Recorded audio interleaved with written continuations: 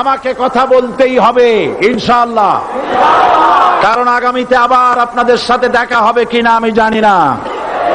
কথা বলতেই হবে। বসেন, কেউ দাঁড়িয়ে থাকবেন না। আমি দেখতে পাচ্ছি বাংলাদেশের ভাগ্য আকাশে উত্তর গগনে কালো মেঘ জমা হয়েছে, ঝড়ের পূর্বাভাস লক্ষ্য করছি। যদি মোকাবেলা করতে না পারেন সক্ষম ভাবে, এমন অন্ধকার গাঢ় কালো অমাবস্যার রাত আসতে পারে যার সুবে সাদেক হওয়া অসম্ভব। সুতরাং আপনারা কি কাপুরুষের মতো কাফের মুশরিকদের গোলামি করে মরতে চান? বিড়ালের মতো 500 বছর বেঁচে থাকার কোনো লাভ নাই। সিংহের মতো 1 ঘন্টা বাঁচতে চাই। আমাদেরকে বলা হয় সাম্প্রদায়িক উস্কানিমূলক কথা নাকি আমি বলি।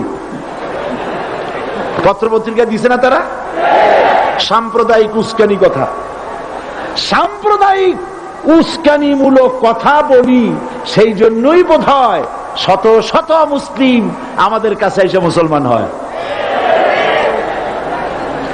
মানুষে আর বোকা বানানো যাবে না। যাবে কি? আর বোকা বানানো যাবে?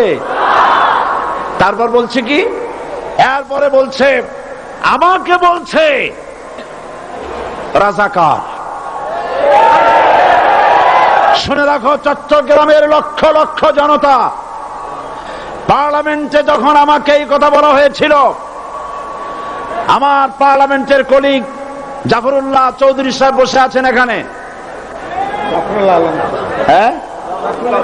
জাফরুল ইসলাম চৌধুরী বসে আছেন পাশে, প্রধানমন্ত্রী সুদ্ধা, অন্তত 3 শতাধিক পার্লামেন্টের সম্মানিত সদস্যরা সেদিন বসা।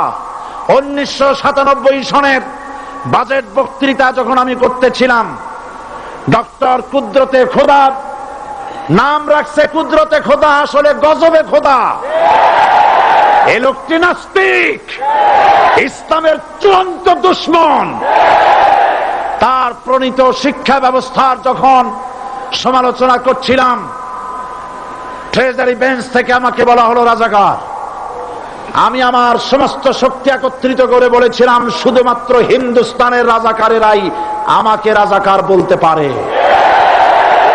আমি বলেছিলাম 1973 সন পর্যন্ত আমি বাংলাদেশের কোন রাজনৈতিক দলের নেতা এবং কর্মী ছিলাম না। আমি রাজাকার নই। আমাকে রাজাকার বলে যদি তাকেও প্রমাণ করতে না পারে 10 কোটি টাকার মানহানি মামলা দায়ের করব। আমার এই বক্তব্য সারা দুনিয়া শুনেছে। পার্লামেন্টে আমার এই বক্তব্য রেকর্ড হয়ে আছে।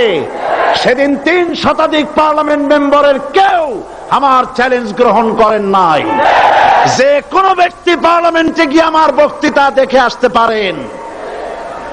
এরপরে 1997 সনের 7ই অক্টোবর দৈনিক জনকণ্ঠ পত্রিকা যখন আমার বিরুদ্ধে লিখলো, সেই পত্রিকায় সাইদির ওপেন চ্যালেঞ্জ 8ম পাতা, 1997 7ই অক্টোবর, এত বড় 2 কলমে হেডিং।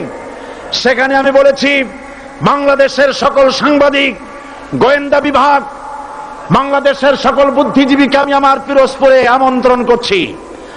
আমার উপস্থিতিতে যদি কেউ প্রমাণ করতে পারে বাংলাদেশের স্বাধীনতা যুদ্ধের বিরুদ্ধে আমার কোন ভূমিকা ছিল, সজ্ঞানে স্বেচ্ছায় জাতীয় সংসদের সদস্য পদ থেকে পদত্যাগ করব। 3 বছর পার হয়ে গেছে, আজ পর্যন্ত কেউ এই চ্যালেঞ্জের মোকাবেলা করে নাই।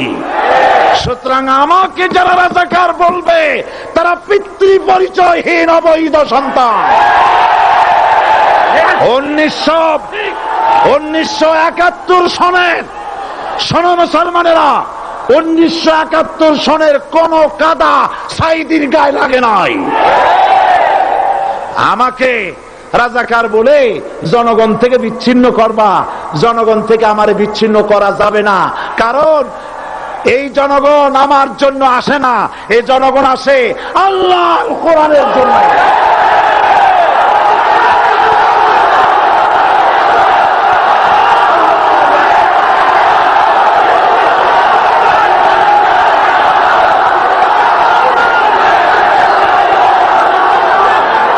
আজকে আর যারা ইসলামের কথা বলে তারাই রাজাকার, তারাই মৌলবাদী। মৌলবাদী বললে আমরা অসন্তুষ্ট হই না, কারণ মৌলবাদী শব্দটা আসছে মূল থেকে। মৌল শব্দ এসেছে মূল থেকে। মূলবাদী তার মানে যারা মূলে আছে। মূল হলো কোরআন, মূল হলো হাদিস, মূল হলেন আল্লাহ, মূল হলেন আল্লাহ রসুল। আমরা আছি মূলে।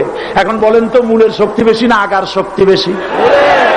আমাদের যারা মৌলবাদী বলে ওরা হলো আগাবাদী। মূলে আছে কত কোটি? 12 কোটি। মূলে আছে কত কোটি?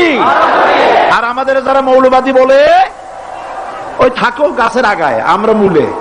লাফালাফি বেশি করবা না, 12 কোটিতে গাছের গোড়া আসতে নানা দেবে, মামু বাড়ি দিল্লি গিয়ে পড়বা, বাংলার জমিনে জায়গা হবে না।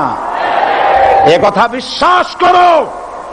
বাংলাদেশের মুসলমানদের শরীরে এক বিন্দু রক্ত থাকতে শয়তানের তৈরি করা ধর্ম নিরপেক্ষ মতবাদ বাংলার জমিনে কায়েম হতে দেওয়া হবে না, হবে না।